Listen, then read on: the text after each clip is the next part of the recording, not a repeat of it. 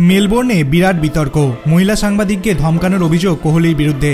রবীন্দ্র জাদেজা আকাশদ্বীপের পর এবার বিরাট কোহলি। অস্ট্রেলিয়ার সংবাদ মাধ্যমের নিশানায় ভারতীয় ব্যাটার। তাদের অভিযোগ, বিমানবন্দরে এক মহিলা সাংবাদিককে ধমক দিয়েছেন কোহলি।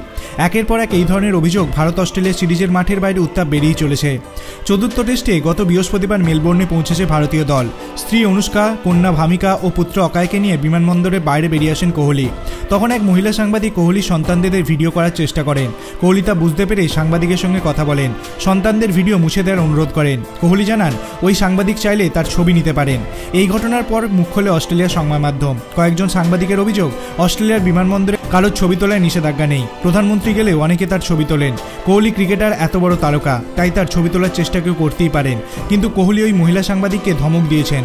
শুধু ওই সাংবাদিককে নয়, তার সঙ্গে থাকা ক্যামেরাম্যানকেও ধমক দিয়েছেন কোহলি। ওই সাংবাদিকের অভিযোগ, কোহলির ধমক খেয়ে ভয় পেয়ে যান ওই মহিলা সাংবাদিক। কোনো রকমে সেখান থেকে পালিয়ে যান তিনি।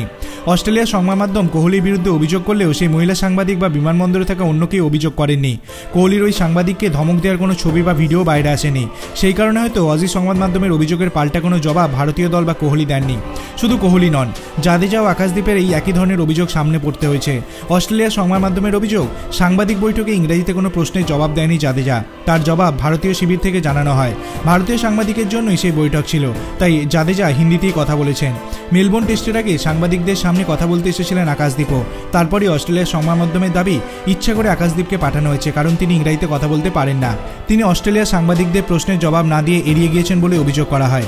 এই অভিযোগের পাল্টা মুখ খোলে ভারতীয় সংবাদ মাধ্যম। তাদের দাবি, মোটেই অস্ট্রেলিয়ার সাংবাদিকদের প্রশ্ন এড়িয়ে যাননি আকাশদ্বীপ। উল্টে তারা যেসব প্রশ্ন করেছেন তার জবাব আকাশদ্বীপ দিয়েছেন বলে দাবি করা হয়েছে।